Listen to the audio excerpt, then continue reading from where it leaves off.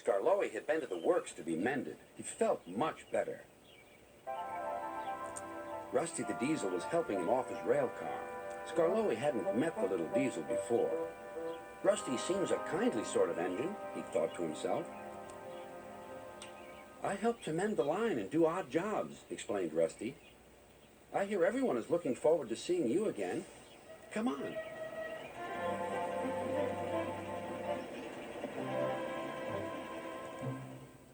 Peter Sam was feeling depressed. He was still getting over his accident, but he wanted to start work again. Sir Topham Hatt wouldn't let him. Another day's rest will do you good, he said. Besides, I've got a surprise for you. For me, sir? How nice, sir. What is it, sir? Wait and see. The surprise was Skarloey. Oh, said Peter Sam, I'm glad you've come home. They lit Skarloey's fire and he sizzled happily. I feel all excited, he said, just like a young engine. Now tell me all the news. I see you've met Rusty, said Peter Sam. Yes, I like that diesel. So do I, replied Peter Sam. It's a pity Duncan doesn't. Who is Duncan? He came as a spare engine after my accident, replied Peter Sam. Is he useful? He keeps busy, and I'm sure he means well, but he's bouncy and rude. He sings and sways and swivels around. His drivers call it rock and roll. I understand, said Skarloey gravely. His driver interrupted. Duncan has done it again. He's stuck in a tunnel. Come on, old boy, we'll have to get him out. Skarloey was pleased. He wanted to run and looked forward to meeting Duncan. They found the caboose and some workmen and hurried up the line.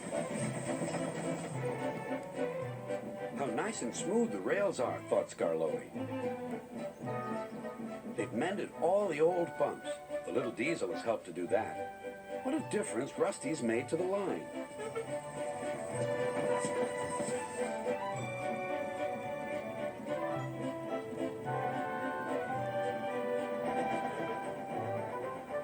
Quite soon they found Duncan. He was stuck at the far end of the tunnel, and he was very cross.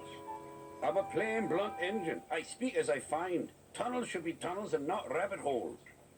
This railway is no good at all. Don't be silly, snapped his driver. This tunnel is quite big enough for engines who don't rock and roll. It took a long time to clear away the rocks and set Duncan free again.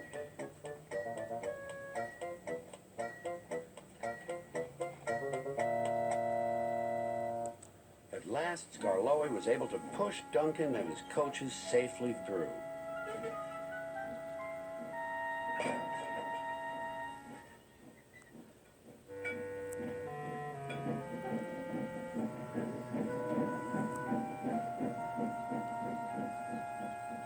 The caboose was left on the siding, and the workmen stayed to make sure everything was safe.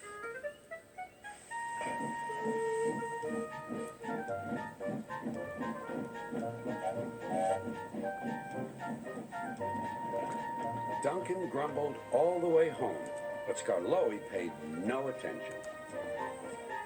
Later, Sir Topham Hatt spoke severely to Duncan. Listen to me.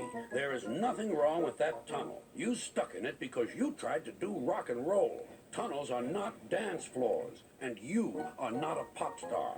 Then Sir Topham Hatt gave his full attention to Duncan's funnel. If it happens again, he ended ominously, I shall find ways to cut you down to size. In other words, your career is on the line. Need I say more? Duncan thought Sir Topham Hatt had said quite enough, and he remained completely silent and still, for at least a whole evening.